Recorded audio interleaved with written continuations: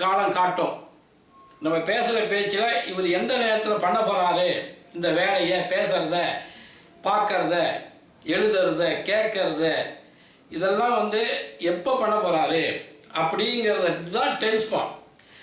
12 காலத்துக்கு இப்போ எந்த எந்த காலத்துக்கு தகுந்த மாதிரி அந்த டென்ஸை நம்ம யூஸ் பண்ணோம். இப்போ ஒருத்தர் டே என்ன சொல்கிறார், டே ஒரு நேரத்தை குறிப்பிட்டு சொல்ல விரும்பாதவர் இந்த ஃபஸ்ட் டென்ஸ் ஃபார்மை யூஸ் பண்ணலாம். Indefinite tense form. டைம் என்ன சொல்ல முடியாது, செய்கிறேன் ஆனால் டைம் கேட்காதீங்க. இதெல்லாம் ஒரு தட்டி கழிக்கிற மாதிரி உங்களுக்கு ஒரு எண்ணம் ஏற்படும் போது அப்போ நீங்கள் இந்த ப்ரெசன்ட் டென்ஸை யூஸ் பண்ணலாம். இப்போ அதனால் இப்போ இதனுடைய எந்த நேரங்களில் எந்த டென்ஸ் ஃபார்மை நம்ம யூஸ் பண்ணணும் அப்படிங்கிறது தெரிஞ்சுக்கிட்டோம் அப்படின்னாக்கா அது எப்படி டைலாக் போகிறது அப்படின்னு தெரிஞ்சுக்கிட்டா ஸ்போக்கன் இங்கிலீஷ் கிராமரோட நல்லா அருமையாக சிஸ்டமேட்டிக்காக பேசலாம். ஒருத்தர் பேசுகிறாரு, அவர் எந்த டென்ஸ் ஃபார்மில் பேசுகிறாரு அப்படின்னு நம்ம கண்டுபிடிச்சிடலாம். அவர் எந்த காலத்தை குறித்து பேசுகிறாருன்னு தெரிஞ்சுக்கலாம். அதே போல் நம்மளும் நம்ம பேசும்போது டிசைட் பண்ணிக்கணும், நம்ம இன்றைக்கி சமாச்சாரமா, நேற்று சமாச்சாரமா, நாளைக்கு சமாச்சாரமா, எந்த சமாச்சாரம் பேசணும் அப்படிங்கிறது டென்ஸை டிசைட் பண்ணிட்டு பேசணும். ஸோ அந்த டென்ஸுக்குரிய ஒரு மாடல் ஃபார்மேட்டை நம்ம தெரிஞ்சுக்கிட்டோம் அப்படின்னா அதை வச்சு டயலாக் ஃபுல்லாக போட்டுக்கலாம். ஸோ இப்போது நான் மறுபடியும் இன்னொரு முறை சொல்கிறேன்.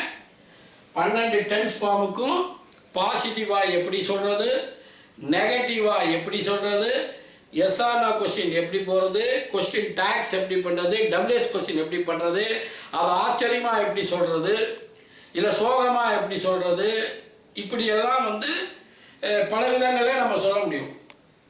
அந்த ஃபுல் டைலாக் எப்படி போடுறது அப்படிங்கிறதுல நம்ம ஒருத்தர் கட்டளைக்கிட்டு எப்படி பேசுறது, ரிக்வஸ்ட் பண்ணி எப்படி பேசுறது, அது மாதிரி கெஞ்சி எப்படி கெஞ்சி பேசுறது, இப்படியெல்லாம் ஃபுல் டைலாக்ல 4 வகை இருக்குது. டைலாக்ல 4 வகைன்னா முதல்ல பாசிட்டிவாக சொல்கிறது, நெகட்டிவாக சொல்கிறது, அது ஒரு டைலாக்கு. அடுத்தது எஸ்ஆன கொஸ்டின் போடுறது, அது ஒரு டைலாக்கு. அதுக்கடுத்தது டபிள்யூஎஸ் கொஸ்டின் போடுறது, அது ஒரு டைலாக். அதுக்கடுத்தது கொஸ்டின் டேக் பண்ணுறது, அது ஒரு டைலாக்கு. அப்புறம் ஆர்டர், கமாண்ட், இம்பரேட்டிவ், இப்படியெல்லாம் எப்படி பேசுறது, அதே போல் ஆச்சரியமாக பேசுறது, ஆனந்தமாக சோகமாக எப்படி பேசுறது, ஆனந்தமாக எப்படி பேசுறது, இப்படியெல்லாம் நம்ம பேசணும். இதெல்லாம் நம்ம என்ன பண்ணணும், ஒரு டென்ஸில் நம்ம எல்லாத்தையுமே கொண்டுட்டு வரணும். அந்த ஒரு டென்ஸை நம்ம கரெக்டாக கற்றுக்கிட்டோம் அப்படின்னா அதே டெக்னிக் தான் எல்லா டென்ஸையும் நம்ம யூஸ் பண்ண போகிறோம். இப்போ இன்னொரு வாட்டி நான் கரெக்டாக சொல்லி கொடுறேன். த ப்ரெசன்ட் இன்டெஃபினைட் டென்ஸ் ஃபார்மில் ப்ரெசன்ட் இன்டெஃபினைட் டென்ஸ் ஃபார்ம்னா காலம் காட்டாதது. காலம் அதாவது நிகழ்காலத்தில் காலம் தெரியாது. நிகழ்காலத்திலே 4, கடந்த காலத்திலே 4, எதிர்காலத்திலே 4. அப்போ அதில் முதல்ல நிகழ்காலத்தில் காலம் என்ன, நிகழ்காலத்தில் ஒரு டைமை குறிப்பிட்டு சொல்ல முடியாது. அது மாதிரி வழக்கமாக செய்கிறது. ஐ speak today, I speak regularly, I speak daily, I right daily, I understand daily, I read daily. ஆனால் படிக்கிறேன், தினமும் படிக்கிறேன், எழுதுறீங்க, ஆனால் எந்த நேரம்னு உங்களை சொல்லலை இல்லைங்களா. அதில் அந்த மாதிரி காலங்களில் நம்ம இந்த மாதிரி டென்ஸை நம்ம யூஸ் பண்ணிக்கிறோம். ஸோ ஆகையினால 12 டென்ஸ் ஃபார்மில் ஃபஸ்ட்டு டென்ஸ் ஃபார்மை ஃபுல் டைலாக் எப்படி போடணும்னு நீங்கள் நல்ல தரவு அத்துப்படி ஆகிடுச்சுன்னா அதுக்கு பிறகு உங்களுக்கு ஸ்போக்கன் இங்கிலீஷ் டென்ஸ் ஃபார்மில் ஒன்றுமே கிடையாது. அதுக்கடுத்தது 8 வாய்ஸ் ஃபார்ம் வருது, 9 பி ஃபார்ம் வருது. இப்போ நம்ம 12 டென்ஸ் ஃபார்ம் தான் நான் இப்போ எடுத்துகிட்ருக்கோம். இதுக்கும் அதே டெக்னிக் தான். இது இப்போ இதுக்கு என்ன நம்ம டைலாக் போட்டோமோ 1ஆம் நம்பருக்கு அதே தான் இந்த 8 நம்பருக்கு டைலாக் போடணும். இந்த 12 நம்பருக்கு டைலாக் பண்ணி 8 சென்டென்ஸுக்கு டைலாக் பண்ணி 9 பி ஃபார்முக்கும் 8 டென்ஸ் ஃபார்முக்கும் 12 டென்ஸ் ஃபார்முக்கும் 8 வாய்ஸ் ஃபார்முக்கும் 9 பி ஃபார்முக்கும் நம்ம டைலாக் ஈஸியாக பண்ணலாம். இதுதான் ஃபஸ்ட்டு. இன்னொரு வாட்டி சொல்கிறேன், ஃபார் ரிகாப்சுலேஷன் ரெவ்யூ அப்படிங்கிற மாதிரிலாம் சொல்கிறேன். இன்னொரு வாட்டி சொல்கிறேன். இப்போ பாசிட்டிவாக சொல்கிறது, positive statement. I speak today, I do speak today, இது பாசிட்டிவ். அடுத்தது நெகட்டிவ். இப்போ இதில் பண்ண முடியாது. ஐ ஸ்பீக் நாட் சொல்லக்கூடாது, அது தப்பு. ஐ டூ நாட் ஸ்பீக்குன்னு தான் சொல்லணும். I do not speak today. Okay, இது நெகட்டிவ். இப்போ positive statement, negative statement. Okay, இப்போ yes or no questions. Yes or no கொஸ்டின்ஸ்லாம் இதில் போட முடியாது, ஏன்னா ஹெல்பிங் ஒர்க் இல்லை, இதில் தான் டூ இருக்குது. ஸோ இப்போ எஸ் ஆர் நோ கொஸ்டின் போடும்போது இந்த டூவை முன்னாடி போட்டு ஐயா பின்னாடி போட்டுங்க, அவ்வளோதான். அப்படியே அப்படியே திருப்பி அப்படியே கொஞ்சம் மாற்ற வேண்டி தான், வேறு ஒன்றுமே இல்லை. லைட்டாக போய் மாற்றிங்க, அவ்வளோதான். Do I speak, yes or no question. WS question. Do I speak? Yes or no question. WS question.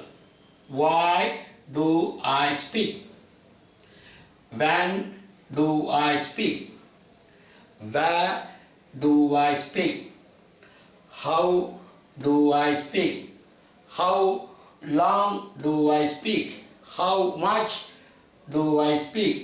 Where do I speak? When do you speak? Where இப்படி நிறைய when, what, where, why, how much, how long, who, whose, whom, இது மாதிரி நிறைய WS question நீங்கள் போட்டுக்கிட்டே போய் இந்த இதுக்கு நிறைய கொஸ்டின் போடலாம், WS கொஸ்டின். இப்போ அடுத்தது இம்பரேட்டிவ்ஸ். இம்பரேட்டிவ்ஸ் அப்படின்னாக்க ஆர்டர், கமாண்ட், ரிக்வஸ்ட். எப்படி ஆர்டர் பண்ணுறது? ஆர்டர்னா இப்போ இந்த ஐயத்தில் இப்போ ஆர்டர் பண்ணுறதுனா அவ்வளோதான்.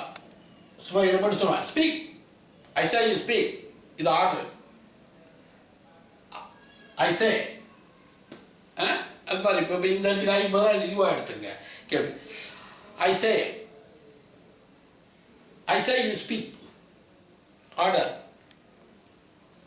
ஐ request you please speak, I beg you please speak.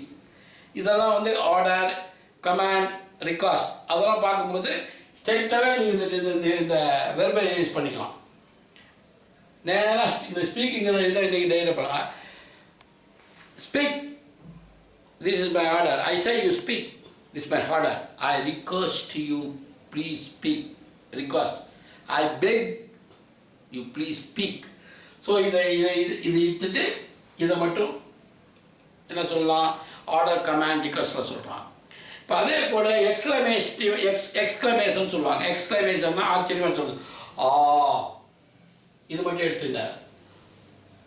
I speak very badly, இது சோகமாக சொல்கிறது. Oh, I speak very nice. I speak very nicely அப்படின்னா ஆனந்தமாக சொல்கிறது. Oh, I speak very badly. இப்படியெல்லாம் வந்து நம்ம டயலாக் போடலாம்.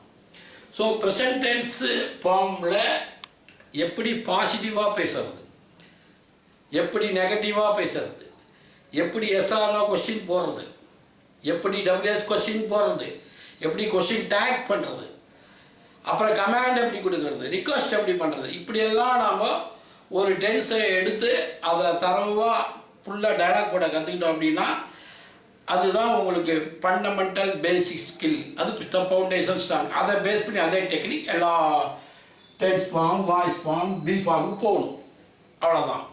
ஸோ ஆகையினால் இன்றைக்கு இந்த பாடத்தில் இந்த ஒரு டென்ஸ் ஃபார்மை என்ன நாம் தரமாக கற்றுக்குறோம் அப்படின்னா அதுக்கு சில பயிற்சிகள் எழுதணும். இப்போ இன்றைக்கு நாம் தியரி எடுத்துகிட்ருக்கோம், கிளாஸ். இந்த கிளாஸ் தியரி, இதை ப்ராக்டிக்கலாக பண்ணணும். நம்ம வந்து கான்வர்சேஷன் மாதிரி கிளாஸ் உட்காந்து அப்போது நம்ம என்ன பண்ணணும், அப்போ டிஸ்கஷன் வரும். இன்றைக்கி ப்ரெசன்ட் டென்ஸில், ப்ரெசன்ட் இன்டர்மினேட் டென்ஸில் தான் எல்லாருமே டயலாக் பேசணும்.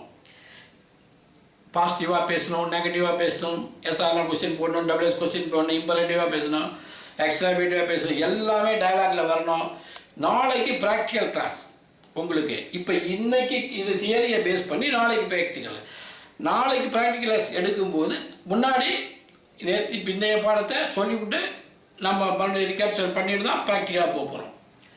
இப்படி அதே மாதிரி ஒவ்வொரு டென்ஸ்லையும் நம்ம வந்து கான்வர்சேஷன் ஒவ்வொரு நாளுக்கும் ஒவ்வொரு டென்ஸில் நம்ம ப்ராக்டிஸ் பண்ணிக்கணும். டென்ஸ் ஃபார்ம்லேயும், வாய்ஸ் ஃபார்ம்லேயும், பி ஃபார்ம்லேயும் பண்ணிக்கிட்டோம் அப்படின்னு சொன்னால் நம்ம இது இப்போ நீங்கள் இந்த இந்த இந்த 12 tense form, 8 voice form, 9 be form தரவாக இருந்தால் நீங்கள் 50% ஆஃப் இங்கிலீஷ் வந்து கற்றுக்கிட்டீங்க. 50% ஆஃப் இங்கிலீஷ் கிராமர் சிஸ்டமேட்டிக்காக கற்றுக்கிறீங்க. உங்களை யாரும் வந்து நீங்கள் வந்து குருட்டு பாடமாக படிக்க முடியாது. சிஸ்டமேட்டிக்காக இந்த நேரத்தில் நம்ம இந்த டென்ஸை தான் பேசுகிறோம், அப்படின்னு டிசைட் பண்ணி பேசணும். அதே போல் இவர் எந்த டென்ஸில் பேசுகிறாருன்னு நம்ம புரிஞ்சுக்கணும். அப்படி நம்ம பேசுகிறதுக்கு முன்னாடி மனசுலேயே டிசைட் பண்ணிட்டு தான் பேசணும். காலத்தை எந்த காலம், அதாவது பேசுகிறோம் அப்படின்னா ப்ரெசென்ட்டில் பேசுகிறோமா, ப்ரெசென்ட் மேட்டரை பேச போகிறோமா, பாஸ்ட் மேட்டரை பேச போகிறோமா, இல்லை ஃபியூச்சர் மேட்டர் பேச போகிறோமா, ப்ரெசென்ட்டில் அப்படி டிசைட் பண்ணிக்கணும். இப்போ ப்ரெசென்ட்டில் 4 இருக்குது, பாஸ்ட்டில் 4 இருக்குது, ஃபியூச்சரில் 4 இருக்குது. அப்போ அதில் எதை எடுத்து பேசணும் அப்படி டிசைட் பண்ணிக்கிட்டு தான் பேசணும். அப்படி நம்ம பேசுகிறோம் அப்படின்னா தவறு வராது.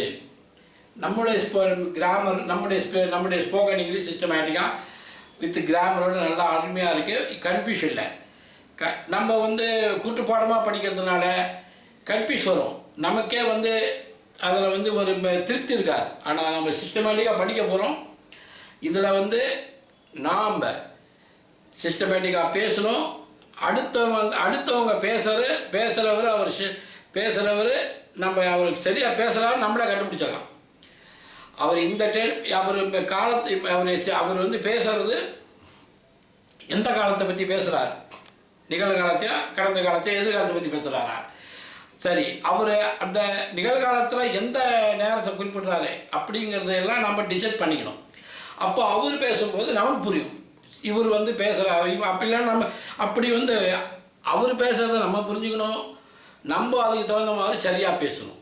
அந்த மாதிரி நம்ம பேசிட்டோம் அப்படின்னு சொன்னால் நம்ம சிஸ்டமேட்டிக்காக பேசுகிறோம், கிராமரோடு பேசுகிறோம், அழகாக நம்ம குழப்பம் இல்லாமல் பேசுகிறோம், நல்ல ஒரு திருப்தியோடு பேசுகிறோம் அப்படிங்கிறது நமக்கு ஒரு திருப்தி வந்துடும். அதனால் பேசுகிறதுக்கு ஆர்வம் வரும். நம்ம தப்பை பண்ணிவிடுவோமோ அப்படிங்கிற என்ன வரும். தரவாயிட்டோம் அப்படின்னு சொன்னால் அப்புறம் என்ன, நமக்குள்ளே ஒரு கான்ஃபிடென்ட், ஒரு செல்ஃப் கான்ஃபிடென்ட். நம்ம கரெக்டாக படிச்சுட்ருக்கோம். சிஸ்டமேட்டிக்காக 12 டென்ஸையும் 8 வாய்ஸ் பாயும் 9 பீப் பாமையும் சிஸ்டமேட்டிக்காக படிச்சுட்ருக்கோம். நம்மளை யாரும் ஒன்று அசைக்க முடியாது அப்படிங்கக்கூடிய அந்த ஒரு கான்ஃபிடென்ஸ் நமக்கு நம்மகிட்ட வந்துடும். அந்த கான்ஃபிடென்ஸ் உங்களுக்கு வர வைக்க வேண்டியது தான் இந்த வித்யா கோச்சிங் சென்டருடைய எய்ம், ஆப்ஜெக்டிவ்ஸ் அண்ட் கோல்ஸ். இந்த வித்யா கோச்சிங் சென்டரில் எல்லா லாங்குவேஜஸ் எல்லா லாங்குவேஜஸும் நாங்கள் இதே மிக எளிமை முறையில் கற்றுறோம். இந்த கிராமர் புரிஞ்சதுன்னா தமிழ் கிராமர் புரிஞ்சு போச்சு. உங்களுக்கு ஏற்கனவே தமிழில் சொன்ன அர்த்தம் இல்லைங்களா? இதே நம்ம இந்தியிலையும் நம்ம சொல்லலாம்.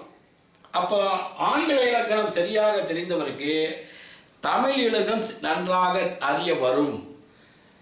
ஆங்கில இலக்கம் சரியாக தெரிஞ்சவருக்கு எந்த மொழி இலக்கணமும் சரியாக வரும். பிரெஞ்சு வரும், ஹிந்தி வரும், தெலுங்கு வரும், கன்னடா எது வேணால் வரும். இதை அப்படியே நீங்கள் டிரான்ஸ்லேட் பண்ணுங்கள் ஹிந்தியில். Spoken Hindi, spoken Hindi grammar கரெக்டாக வந்துடும். இதை அப்படியே நீங்கள் உங்களுக்கு எந்த மொழியில், உங்கள் தாய்மொழியில் அப்படியே டிரான்ஸ்லேட் பண்ணுங்கள். உங்கள் மொழி நீங்கள் இலக்கணத்தோடு பேசலாம், பிழை இல்லாமல் பேச முடியும். ஸோ இதை உலகத்திலே மிக மிக எளிய முறையில் இலக்கணம் சொல்லிக் ஒரு மொழி எதுனா ஆங்கிலம் தான், இங்கிலீஷ் தான். அதில் தான் 26 எழுத்து தான். அதில் 5 வவ்வல் சவுண்டு, மீதி காம்பனன்ட் சவுண்ட்ஸ். எந்த இடத்துல நம்ம அந்த ஆங்கிலத்தை நம்ம சரியாக பேசணும் அப்படின்னா அந்த ஏ, இ, ஐ, ஓ, யூ அந்த உச்சரிப்பை அந்த வார்த்தையில் சரியாக சொல்லணும். அதுதான். அப்படி சொல்லிட்டாங்க அப்படின்னா அவங்களுக்கு ஆங்கில மொழி என்பது என்ன மிகவும் எளிமையாக புரிந்துவிடும். ஆங்கிலத்தில் பேசுபவர்கள் ஒவ்வொரு வார்த்தையிலும் உள்ள அந்த ஏ, இ, ஐ, ஓ, யூ அது நன்றாக தொனிக்கும்படியாக நாம் உச்சரித்தோம் என்று சொன்னால் ஆங்கிலம் நமக்கு கடினம் அல்ல, மிக எளிமையாக வந்துவிடும். ஆகையினாலே ஆங்கிலத்திலே பார்க்கும்போது மிக எளிமையாக ஒரு இலக்கணம், இலக்கியமான ஒரு மொழி, இலக்கண மொழி, இலக்கிய மொழி எல்லாமே ஆங்கிலத்தில் சிம்பிளாக இருக்குது. இதை வச்சு நம்ம தாய்மொழியை மிக எளிமையாக கற்றுக்கலாம், இந்தியை கற்றுக்கலாம். அவருடைய தாய்மொழிகளை மிக எளிமையான முறையில் கற்றுக்கலாம். இதை நீங்கள் டிரான்ஸ்லேட் பண்ணுங்கள். நான் இங்கே எழுதியிருக்கேன் இல்லையா, ஐ speak today, I am speaking now, I have spoken perfectly today I have been speaking for a long time. I spoke yesterday, or I did speak yesterday.